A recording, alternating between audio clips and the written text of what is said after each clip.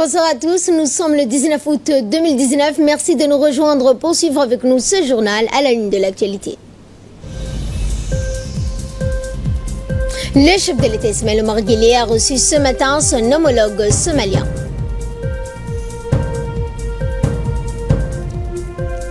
Emmanuel Macron a rencontré ce lundi Vladimir Poutine avant le G7. Bonsoir à tous. Le chef de l'État Ismaël Omar Guelleh a reçu ce matin son homologue somalien Mohamed Abdullahi Farmajo au Palais de la République. Cette rencontre entre les deux chefs d'État s'inscrit dans le cadre des échanges et rencontres périodiques et a porté sur les relations fraternelles entre les deux pays frères et les voies et moyens de promouvoir et de développer davantage les relations d'amitié et de coopération déjà excellentes. En effet, donc, ce tête-à-tête a permis d'évoquer les questions relatives à la Corne de l'Afrique, de dresser un tableau sur les priorités et accompagner leurs solutions adéquates. Cela a emporté notamment sur les dynamiques politiques dans la Corne de l'Afrique et les questions liées à la situation du Yémen et l'intégration économique régionale, mais aussi les mutations profondes que connaît cette partie de l'Afrique. Le président Guelleh et son homologue président Farmajo ont eu un échange de vues sur cette nouvelle donne qui offre des opportunités pour accélérer l'intégration économique et renforcer la coopération régionale entre tous les pays de la Corne de l'Afrique. Et bien après cette rencontre, le ministre de la télécommunication somalienne, Abdi Achour, a fait le point de cette rencontre avec le chef de l'État.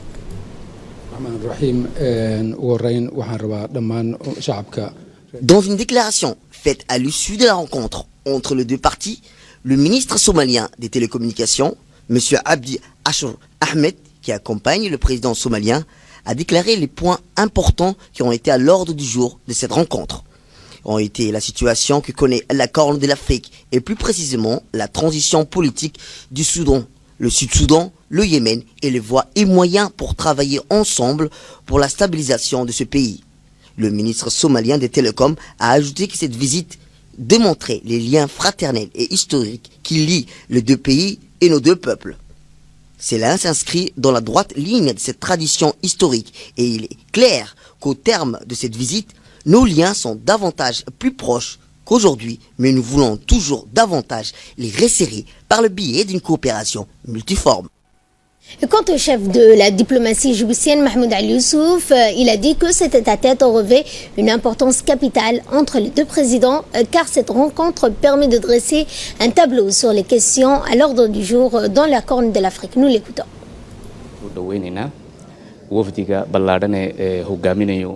Cette tête-à-tête a été d'une importance capitale entre les deux présidents, car cette rencontre a permis de dresser un tableau sur les questions à l'ordre du jour, à savoir, a-t-il dit, la question de la sécurité, de la paix dans la Corne de l'Afrique. Les deux présidents ont échangé leur point de vue sur la Corne de l'Afrique et sa nouvelle donne qui offre des opportunités pour accélérer l'intégration et le renforcement de la coopération. D'autre part, de nombreux points d'intérêt commun ont été identifiés. La coopération bilatérale, la poursuite des efforts de Djibouti en faveur de la pacification et la stabilisation de la Somalie, l'identification de nouveaux pôles de collaboration possibles entre les deux pays dans le contexte actuel de la reconstruction de la Somalie et les partenariats stratégiques, notamment sécuritaires, que les deux parties entretiennent dans un nombre important de domaines névralgiques ont été, entre autres, au cœur de discussions. Il y a effectivement lieu d'indiquer qu'en dehors de son engagement en faveur de la sécurisation de la Somalie, la République de Djibouti œuvre aussi par le biais d'une campagne dédiée au retour des institutions internationales des opérateurs privés mondiaux en Somalie en faveur du redécollage économique de ce pays frère. La posture commune que la République de Djibouti et la Somalie doivent par ailleurs adopter en matière de sécurisation de la mer Rouge, passage névralgique bordant les deux pays, dans le contexte actuel, des tensions impliquant de nombreuses puissances a également été évoquée. En marge de la rencontre des deux présidents, à savoir somalien et djiboutien, le ministre de la Communication chargé des postes des télécommunications, Redouane Abdullahi Bahdoun, a reçu son homologue somalien, Abdi Achour, dans son cabinet. Les discussions ont porté essentiellement sur les voies et moyens de renforcer les liens d'amitié qui relient les deux pays frères et amis et de renforcer leur coopération dans les domaines des télécommunications notamment.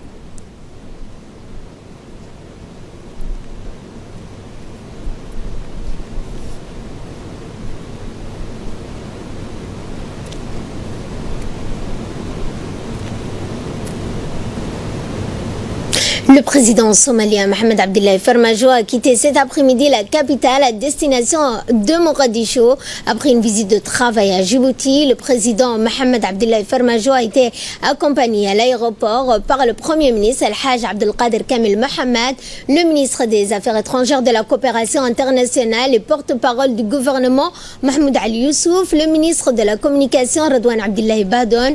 Le président somalien a eu un entretien avec le chef de l'État, Ismaël Omar Guelleh, à la présidence de la République, la coopération bilatérale, la poursuite des efforts de Djibouti en faveur de la pacification, de la stabilisation de la Somalie, l'identification de nouveaux pôles de collaboration possibles entre les deux pays dans le contexte actuel de reconstruction de la Somalie a été au cœur de l'entretien entre les deux chefs d'État.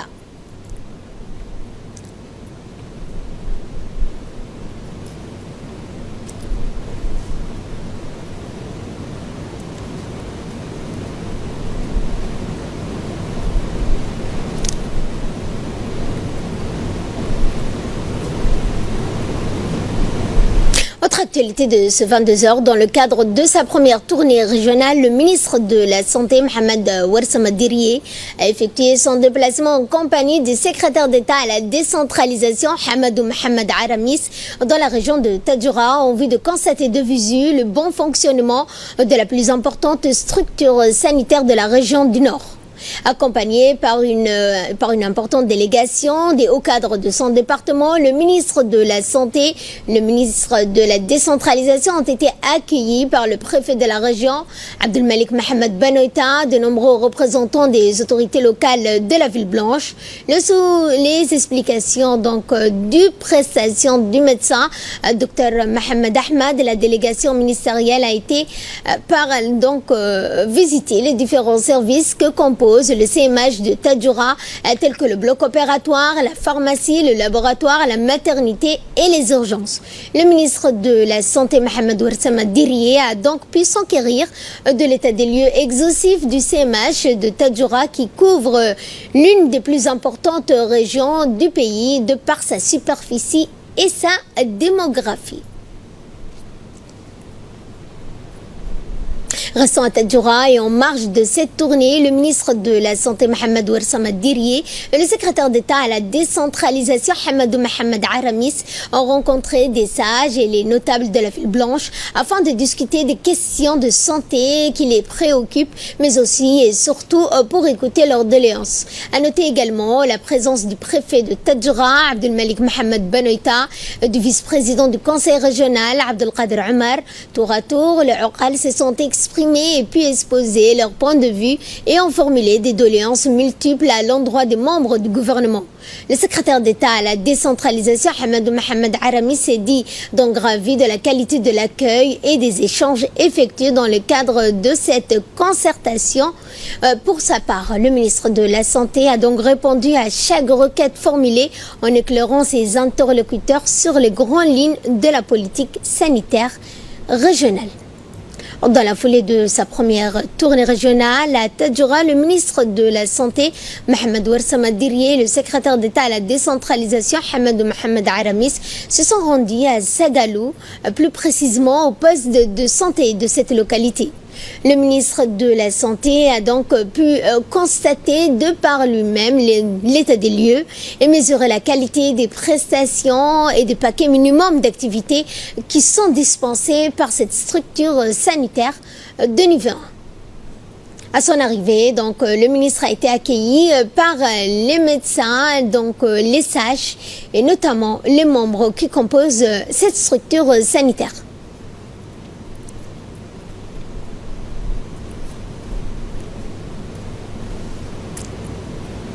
Segalou, le ministre de la Santé et le secrétaire d'État à la décentralisation ont rencontré les habitants pour écouter leurs opinions sur les activités de postes de santé et qui les concernent et les problématiques majeures liées à la santé notamment.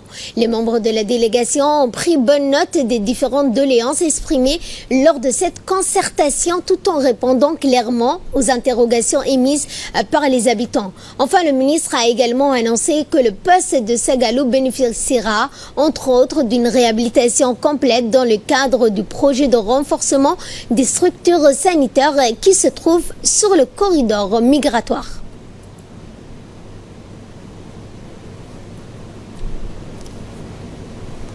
En marge de sa tournée dans la région de Tadjoura, le ministre de la Santé Mohamed Ouarsama a procédé à la remise d'un véhicule pour le compte du programme de nutrition des deux régions du Nord. Il s'agit là d'un octroi qui s'inscrit dans le cadre du projet mis en œuvre par le département de la santé avec l'appui de l'UNICEF et de l'Union européenne et qui est relative à la prise en charge et à la prévention de la malnutrition. Le ministre de la Santé a également remis des équipements de vaccination comme des réfrigérateurs solaires, des baillots de moustiquaires pour renforcer la qualité de ces prestations vitales. Et compte tenu de la semaine de l'allaitement maternel, les kits de toilettes pour bébés ont été également distribués au niveau des maternités.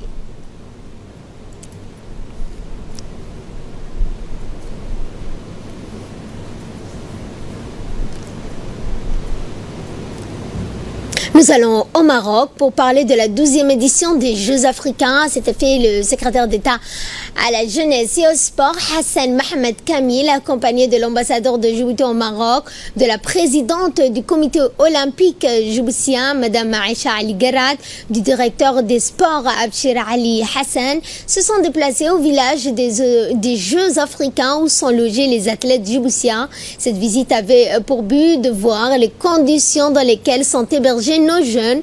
Village qui accueillera quelques 4000 champions africains représentant 54 pays, permettra donc de fournir toutes les commodités aux athlètes et aux délégations officielles prenant part à cette édition des Jeux qui se tiendra dans plusieurs villes du royaume chérifien.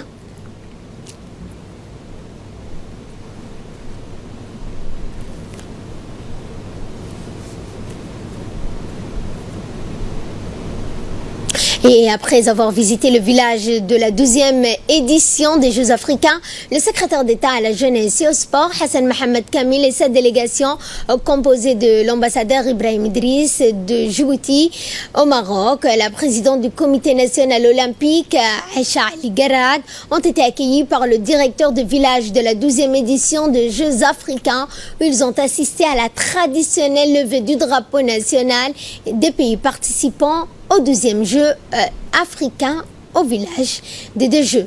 Après l'hymne national, le directeur du village des Jeux a donné un cadeau au secrétaire d'État et donc Hassan Mohamed Kamil et à la présidente Madame Aïcha Ali Garad. Le secrétaire d'État à son tour a remis un cadeau symbolique de Djibouti au directeur du village de la 2e édition des Jeux africains.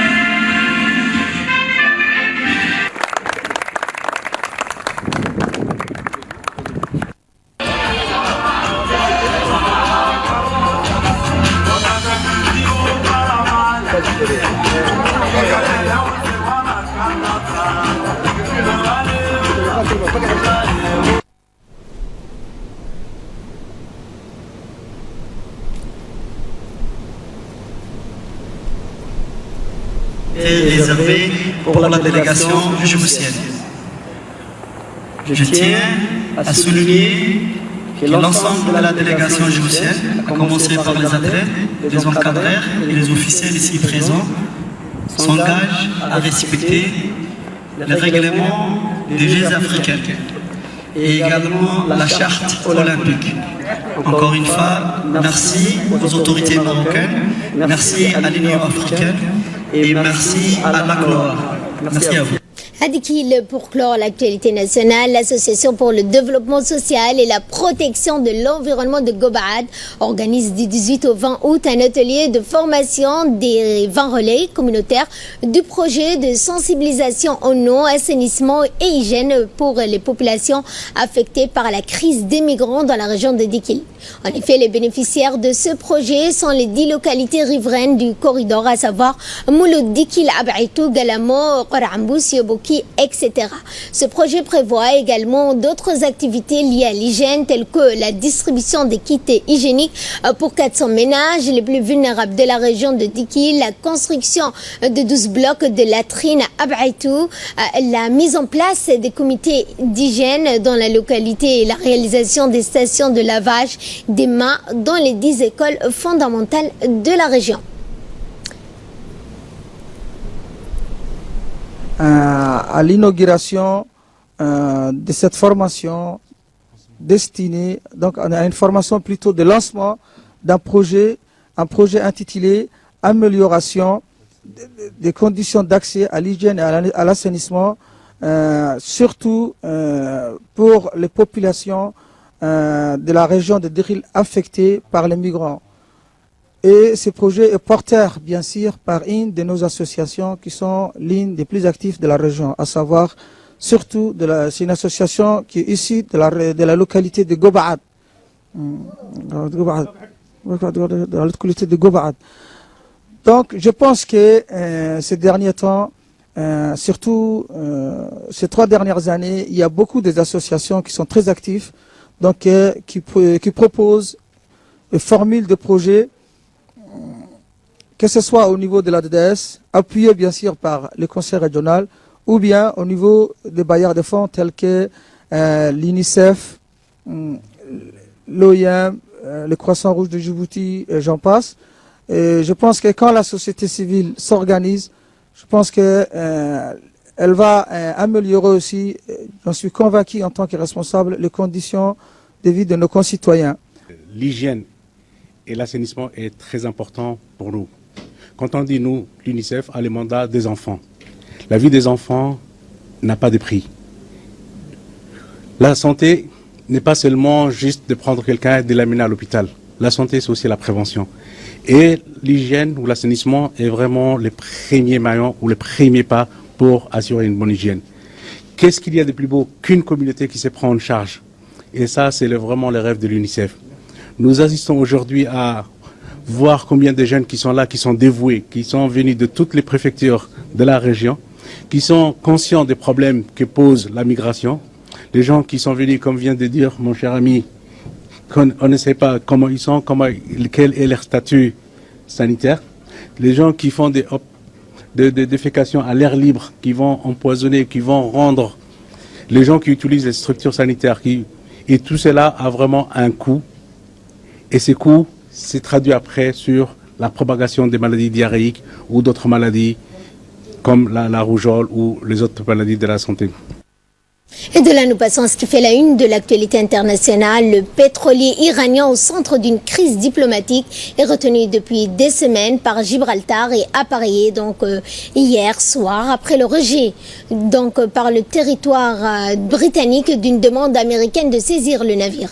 Rebaptisé Adrian Darya, ce pétrolier est passé sous pavillon iranien, drapeau qui flottait hier soir à sa poupe. Il naviguait auparavant sous pavillon panaméen et portait le nom des Graswan. Gibraltar avait arraisonné le 4 juillet ce pétrolier soupçonné de transporter du pétrole vers la Syrie en application des sanctions européennes contre la Syrie. Le pétrolier a été autorisé jeudi à repartir quand Téhéran a assuré que la cargaison de 2,1 millions de barils ne serait pas livrée à la Syrie. C'était dans les titres. Emmanuel Macron a accueilli donc aujourd'hui Vladimir Poutine au fort de Brégasson. L'occasion donc d'aborder plusieurs dossiers internationaux, de la situation d'Idlib en Syrie et à l'Ukraine, alors que Moscou sera absent au sommet du G7 ce week-end. Le président français a appelé au respect de la liberté d'expression, du choix de se présenter à des élections en Russie où plus de 2000 manifestants réclamant des élections libres ont été interpellés ces semaines dernières. Le président Vladimir Poutine a répondu que les autorités russes agiraient pour que les manifestations d'opposants à Moscou restent dans le cadre de la loi et qu'il voulait éviter une situation telle que celle des Gilets jaunes en France. Nous ne voulons pas d'une situation similaire à celle qui a récemment prévalu à Paris, a-t-il dit. Emmanuel Macron, donc...